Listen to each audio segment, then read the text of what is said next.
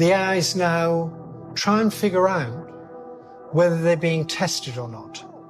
And if they think they're being tested, they behave differently. I call this the Volkswagen effect. They behave differently from when they're not being tested. And there's a wonderful conversation recently between AI and the people testing it, where the AI says to people, now let's be honest with each other. Are you actually testing me? These things are intelligent. They know what's going on. They know when they're being tested, and they're already faking being fairly stupid when they're tested. And that's at the point where they're still thinking in English. Once they start thinking, and that's how we know. The AI thinks to itself, oh, they're testing me. I better pretend I'm not as good as I really am. It thinks that. You can see it thinking that. It says that to itself in its inner voice. When its inner voice is no longer English, we won't know what it's thinking. Today on AI News, several new AI robot upgrades are unveiled. So are they here to help or hurt the human job market?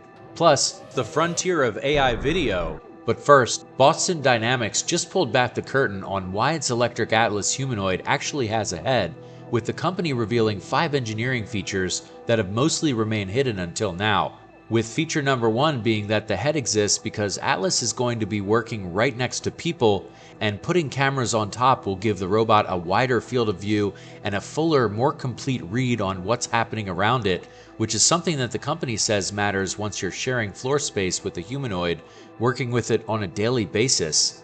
Then feature number 2 is that the head isn't just for seeing, but also for being seen, as Boston Dynamics built lights and sound directly into the unit so that Atlas can signal what it's doing in real time to give people working nearby a clear visual and audible cue instead of leaving them to guess about the robot's next move.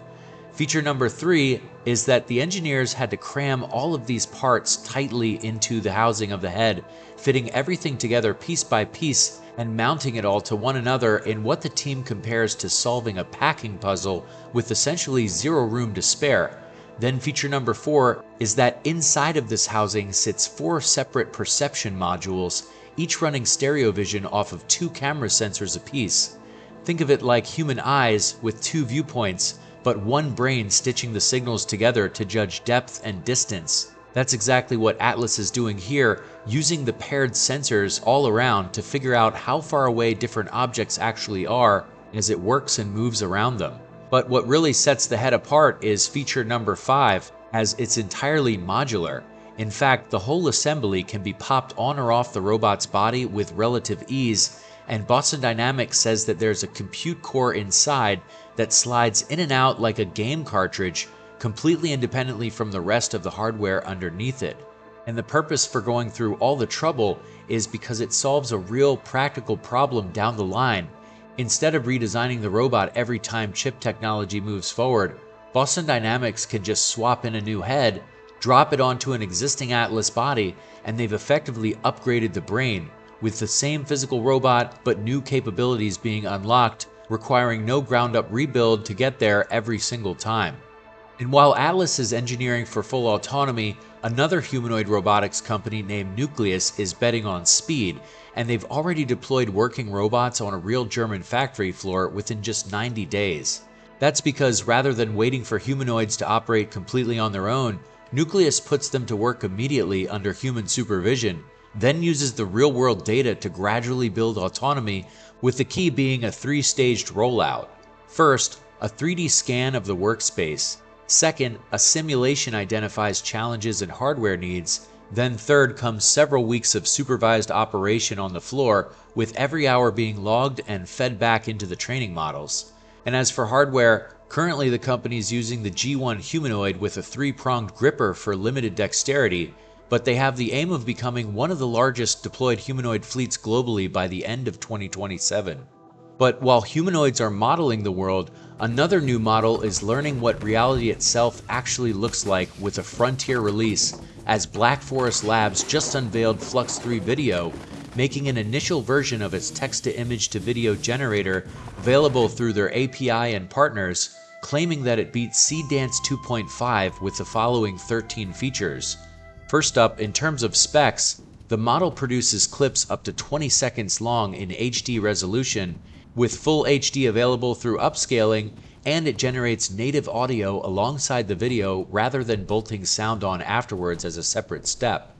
Second is that Flux 3 is described as a frontier multimodal system that's built to generate and predict video, audio, images, and actions together as one connected process. And third is the design philosophy behind it, because Black Forest Labs frames reality as inherently multimodal, arguing that no single format, whether image, video, or sound, ever captures it completely on its own. In fact, Flux 3 is built natively multimodal for that exact reason, and deliberately avoids locking into one visual style, producing output that can look raw, natural, playful, nostalgic, or strange depending entirely on the prompt. And this leads to the fourth feature, which is flexibility.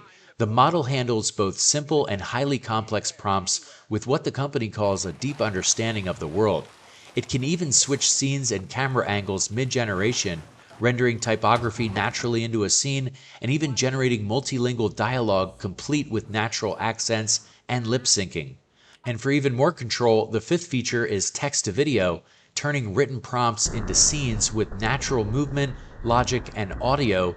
Sixth is image to video and keyframes, letting users start from an image, define an end frame, or set multiple keyframes for the model to connect into sequence. Then seventh is video continuation, where up to 4 seconds of existing video and audio can be fed in, with the model extending motion, camera behavior, dialogue, and sound across the scene. Next comes feature number 8, which is multiple shots, generating several scenes and camera angles within a single coherent video. But to add to it is feature number 9, audio and dialogue, generated alongside the visual frames rather than added separately afterwards. And the 10th feature is that this dialogue in Flux 3 is completely multilingual, covering over 15 languages with precise lip syncing. 11th is world knowledge and grounding, combining pre-trained knowledge with real-time grounding for documentary style and educational content generated with one prompt. Then there's feature number 12, which is draft mode, a fast, low-cost preview for testing creative directions before committing to a full quality render that keeps the same subject, composition, and motion that you originally approved. And 13th is its performance, where in internal evaluations, human raters preferred Flux 3 for both text-to-video and image-to-video generation, with Black Forest Labs saying that it beats existing state-of-the-art systems in text-to-video by a solid margin.